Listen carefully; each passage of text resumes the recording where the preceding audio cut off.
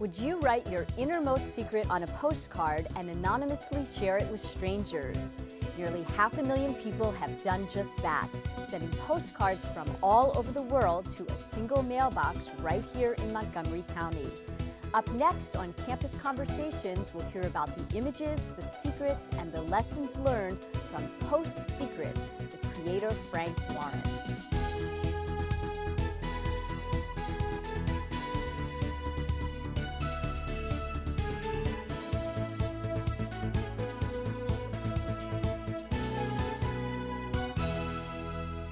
Welcome to Campus Conversations. I'm Marcus Rosano. And I'm Fritzi Bodenheimer. For most of us, a walk to the mailbox results in a handful of bills, junk mail, and glossy mail order catalogs. But for Germantown resident Frank Warren, the walk to the end of the driveway is truly a journey, as each day thousands of uniquely decorated postcards arrive in his mailbox, each with a secret the anonymous writer has never revealed to another human being. Joining us now is Frank Warren, the creator of PostSecret. Welcome. Thanks for joining us. Frank. It's great to be here. Tell us a little bit about what PostSecret is and how it got started. PostSecret is a collection of secrets that people have mailed to my home anonymously on postcards. It started about 4 years ago, and in that amount of time, I've received almost 500,000 postcards, secrets from all around the world. And how did you get the idea to have people send postcards? I really don't know. I think sometimes these projects that come into your life and turn it upside down come because maybe they're invited, but maybe there's another reason as well. I will say, though, that through this process and through this project, I've had to face some secrets in my own life that I was hiding from, keeping from myself for most of my life. And that process has been very cathartic for me and allowed me to grow. And so maybe in some ways I started PostSecret as a way to face parts of my life I'd been hiding from. Now, talk a little bit about, this is a community art project, but your background wasn't necessarily in art. So how did you sort of get to that day where you were in DC, literally passing out postcards? Yeah, in some ways I think I'm the exact wrong person for this job. I don't have any artistic training or background. I've been a small business owner in Germantown, Maryland for about 20 years. But there was something that came to DC called Artomatic, which invited anyone to create some art and show it and exhibit it. That idea was very powerful for me, and what I decided eventually to share at Artomatic about 4 years ago were people's secrets. And so I printed up 3,000 self-addressed postcards inviting strangers to write down something they'd never told anyone else before, to decorate the card and mail it to me anonymously. I would go to Washington, D.C. after work at night and approach strangers soliciting secrets. How were you accepted with that, by the way? Well, it was as weird as it sounds. Probably the most common reaction I got from people was, well, I don't have any secrets. But I always made sure they took a card because they've got the best ones. And then slowly after that, secrets began to find their way to my mailbox, like maybe 1 or 2 a day. And now I've long since stopped passing out the postcards, but people make their own, they buy their own. The idea of PostSecret has kind of spread virally around the world, and I get probably about 1,000 every week. Now, those come to your actual mailbox. It's not a P.O. box. People know where you live, so to speak. I think that's one of the reasons the project has grown and developed, and I've been able to establish this sense of trust with people who've never met me because they know when they mail out their secret, it's going to a person. It's not going to a P.O. box or a committee. I'm going to share it on the website in a non-judgmental way. And even though the website has received nearly 250 million hits, I've never accepted $1 for a paid advertisement. And I think that sense of not exploiting people's secrets also allows them to feel like they can trust somebody who's kind of put themselves out there first with something that they've never shared with anyone else. And before we leave it, you get 1,000 postcards a day to your home address. Talk about your relationship with the person that delivers your mail. Yes. Kathy is my mail carrier. We have a very good relationship, Kathy and I. And she's, one of the things I like most about having Kathy as a mail carrier is every time I go out to get my mail, and I'm sure it'll be this way this afternoon, I open my mailbox door, and there's usually 2 bundles of postcards that are carefully put together with 2 rubber bands wrapping each bundle, almost like ribbons around a gift. And so it's so nice to know that Kathy treats the secrets with the same kind of respect that I feel they deserve, almost like they're sacred. Wow. For those who have not seen PostSecret, just give us a few examples, maybe some of your most memorable postcards, just a little bit of talking about what you see in these postcards every day. Well, there's so much creativity in every postcard. I remember an early one I got. It was a postcard made out of a Starbucks cup. Somebody had cut their cup into postcard shape, and they wrote their secret right on the cup. They wrote, "I serve decaf to customers who are rude to me." Oh. And then recently, I've been putting together the 5th PostSecret book, which is called PostSecret Confessions on Life, Death, and God. Some of the heavier secrets, or more philosophical secrets, or religious secrets. And some of my favorites from that book, there was one postcard that had a picture of a church, a very traditional looking church on the face, and the secret read, "I'm too much woman for any of the pansy-ass guys at my church." So you get this sense of the thing that you really couldn't tell anybody else, so you put it on a postcard and mail it to a stranger. Another postcard was simply a piece of cardboard torn into a small 6-inch by 4-inch rectangle. My home address was on the other side. And the secret was written with a black marker, and it said simply, "Call me, Dad died." Wow. And when I read a secret like that, it just pulls you into this whole story behind the card, between this estrangement, family. Maybe a stranger will see that card and call somebody they haven't spoken to in their family for years. And then the first, I'll just mention one more if I can. The first postcard in the new book is one I like a lot as well. The postcard is large, it's a green sheet of paper, and there's a note taped to the postcard. And the person wrote their secret next to the note. They wrote, "The last time I flew, in the pocket in front of me, I found this note." And if you read the note, it says, "Act now, there's never going to be a better time." And he said when the plane landed, he had a ring in his pocket he'd been carrying for months. And when he landed and saw his girlfriend at the airport, at that moment, he was inspired to take out the ring and propose to her. That's great. Oh my gosh, Nice that's story. amazing. That's amazing. So you get these postcards every day with these, some are fun and silly, but a lot of them are pretty deep secrets. How does that impact you every day, carrying around other people's intensity and their secrets and their emotions? It must be a process for you as well. Well, I feel like it's a great responsibility to read and keep up with the postcards every day and to get through the postcards, because like you say, they're not all funny. Some are very heavy and serious. Some secrets come from children with secrets that no child should ever have to carry. So it can be difficult at times, but at the same time, I feel very fortunate because I'm allowed to share these stories with strangers who I'll never meet, that allow me to appreciate daily the stories of heroism and frailty happening in all of our lives, just beneath the surface, that often go undiscovered ever. And what have you learned about society and why, in your opinion, why they're opening up to you? I think there is a generational shift happening right now in our society. I think that young people are feeling more confident, more comfortable, talking about parts of their personal lives that their parents would never dream of discussing or sharing. And I think you can see that on Facebook, on MySpace. You can see it in the popular television shows of the day. So I'm inspired by that. I think that it shows a level of self-awareness and self-understanding that hopefully can lead us to a place where we don't have to keep as many secrets in the future.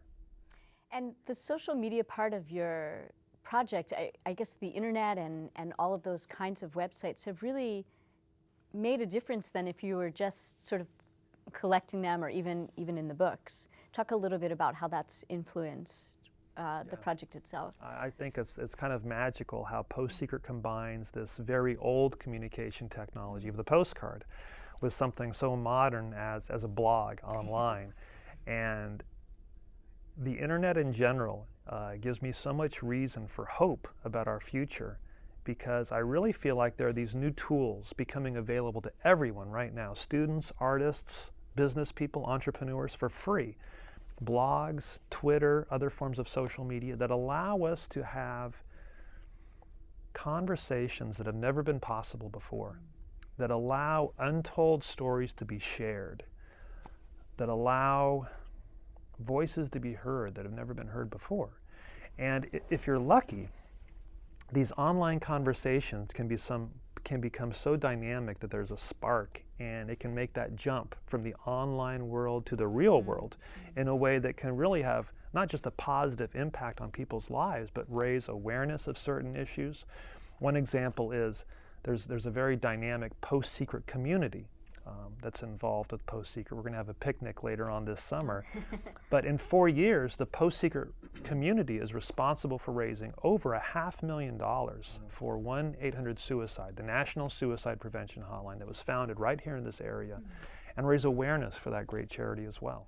And that's not coincidental that that's the issue that you're raising money for. You have a lot of postcards dealing with suicide. Yeah, I don't think there's a strong connection between secrets and suicide, but I do get secrets that have to do with topics such as that. And suicide is an issue that's touched me in a number of ways. I've lost a friend to suicide. I lost a family member to suicide. I've been through difficult periods in my own life. And in fact, for 3 years, probably 5 miles from where we are right now, I was a volunteer on 1-800-SUICIDE, answering the phones from people who were calling in. And as luck would have it, I don't really know how to describe it, but sometimes when I look back upon my life, I can see how these past experiences that I've had have helped me with what I'm doing now with PostSecret. I do a lot of traveling to college campuses and speaking about the secrets, the stories behind them, and allowing students to share their own secrets. And one of the things I've noticed is when I do these speaking events, my voice tends to go into that same voice that I used when I was answering the hotline, trying to be accepting and non-judgmental. And so, interesting circle there. And I'm sorry, I was just going to say that when you go to colleges, that's a little bit different, I guess, in some ways than just sending your postcard to a mailbox, because people may, I guess, stand up and say a secret. What's different about that, and what have you learned? And it must be, at the end of an event like that, so draining. It can be a very emotional event. The last talk I gave was at DePaul in Chicago. We had over 1,200 students who were there at the event. And as I've given more and more of these talks, I've tried to be sensitive to where the audience wants the talk to go, to kind of respond to that community. So it's collaborative.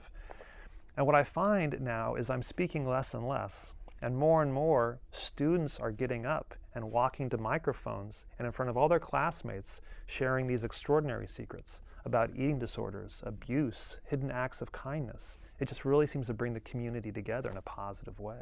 That's amazing. Now, talk a little bit about some of the dangerous aspects of these secrets. Is there anything that shocked you? I'm sure there has. But where do you go from a legal aspect? Sort of along the lines of a confessional and a priest. Where do you draw that line, and do you draw that line? Well, the secrets can be very raw and authentic, and I try not to hold anything back on the web. So it's PG-18, I guess.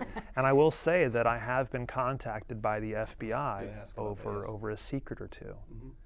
I can't talk anymore about that, though. Understood. Yeah. Wow.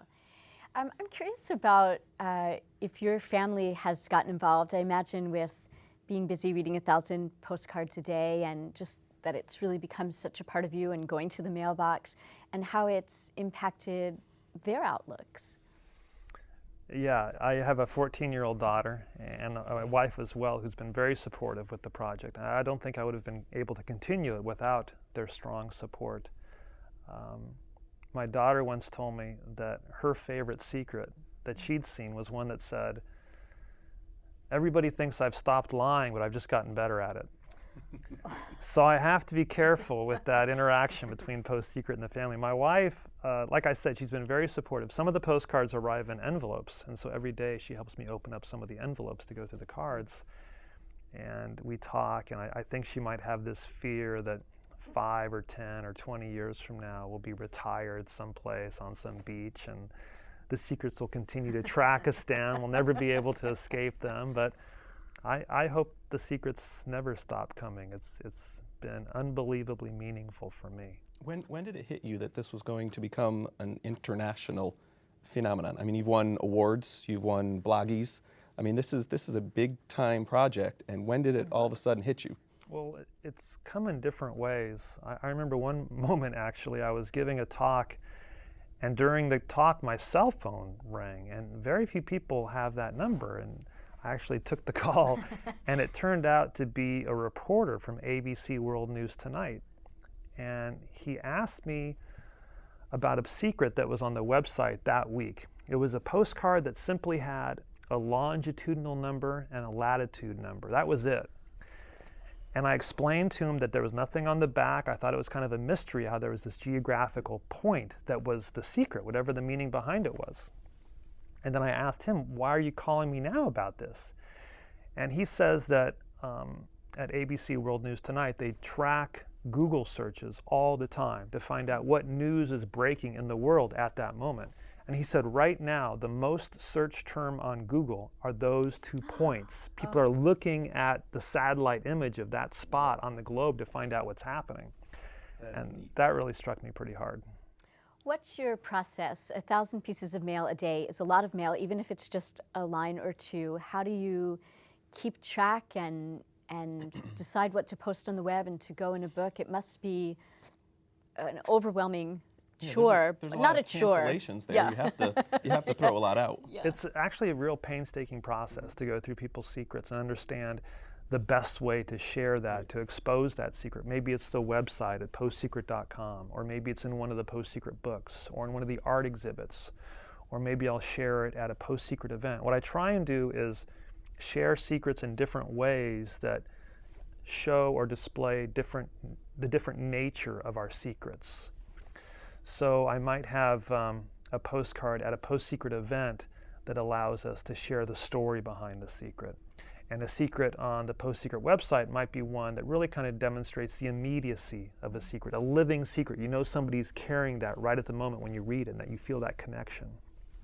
So that, as well as every week, always trying to select a full range of secrets for the website that kind of touches on every note of our human emotion. Not just the PG-18s, you want to get a little bit of everything. Everything, to kind of give the full breadth of the human experience. Because I hope when somebody finishes kind of scrolling down the website on a Sunday that they're left with a feeling of being more connected to people and maybe more accepting of people in their own lives or of themselves even. And because some of this is really fine art in a sense, people have really been very creative. Are they stored in a particular way, or did you pack up your garage full of postcards? How do you manage that? Yeah, I'll say that they're all safely stored in a very secure place. If people do want to see some of the cards, though, there are a couple of art exhibits happening right now. There's one currently going on at International Arts and Artists in Washington, D.C. There's another one at Evanston, a museum in Syracuse, New York, I believe. And there's always the PostSecret website. And we'll be collecting secrets at Artomatic certain nights, too. We've only got a couple minutes left, but with all the awards and the notoriety, what have you learned most about yourself, and what has been most gratifying for you? I would say the surprises, the things you don't expect. There's another PostSecret book coming out later this year, and one of the stories that revolves around the books are how I get emails from people who go to a bookstore, they're paging through a PostSecret book, and they accidentally stumble across somebody's secret who just stuck it between the pages and left it there. Wow. And the connections between that secret and the finder and the stories they share with me just make me realize that somehow I've tapped into something full of mystery and wonder that just keeps growing and developing in exciting ways. And every day I just feel so fortunate to follow where this project leads. And we feel so fortunate that you've shared a little bit about the project with us today. Thank you so much. It's been a great pleasure. Thank you. Frank. Thank you.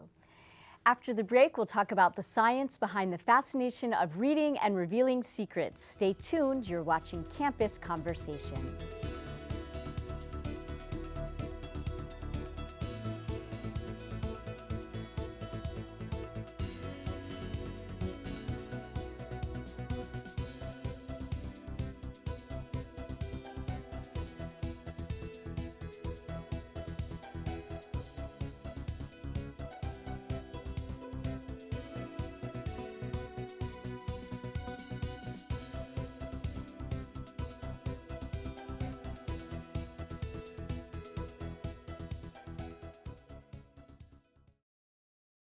I have found that the greatest gift that I've had in my life is either someone just saying something to me at the right moment, or opening a book, or turning on the television, and someone had something to say that make a difference in my life. Not to preach, but to write in such a way that it could open someone up to something. So I'm hoping that my writing may make a difference in someone else's life. I hope so. Montgomery College, endless possibilities, 240-567-5000. The reality is that there are very strong career opportunities in networking and technology. It doesn't matter if you're a woman, if you're a man, what culture you're from. It's more of the value that you bring to the table.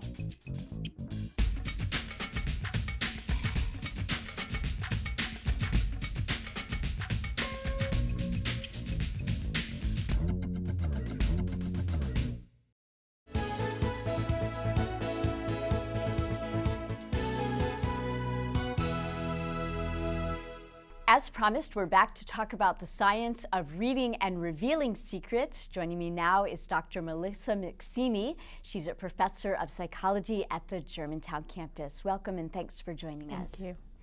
Before all those secrets were beautiful works of art on postcards, they were secrets inside of somebody's heart and mind.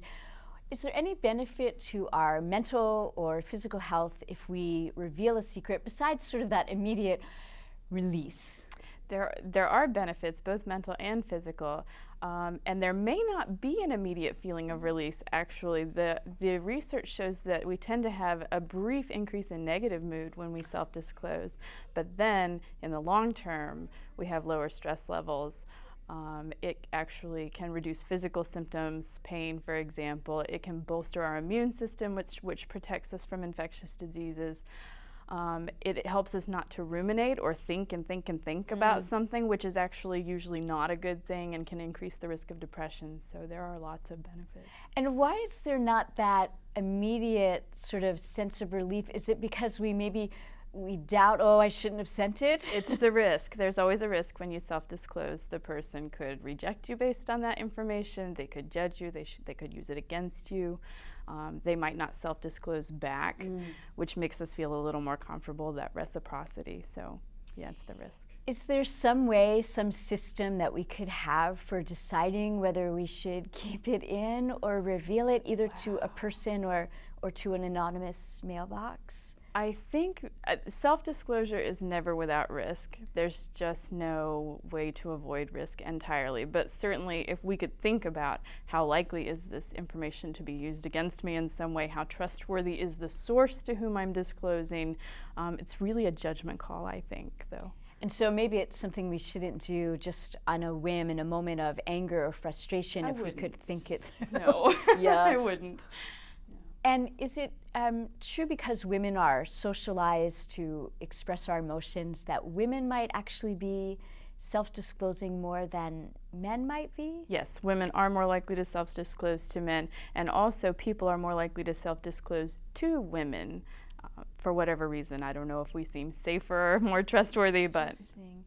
And is there some difference in the way that we self-disclose now that there are so many technologies that we don't see our face? You can send an email, you can send a Twitter, you can send a postcard. Is there something that feels safe about that, or is it a risk because everyone might be able to forward that email? That's really the big risk. I think it feels safer because there is no face looking back at you, and it seems kind of anonymous, but the reality is it's out there and it's in writing, and it's not the kind of writing you can tear up or burn.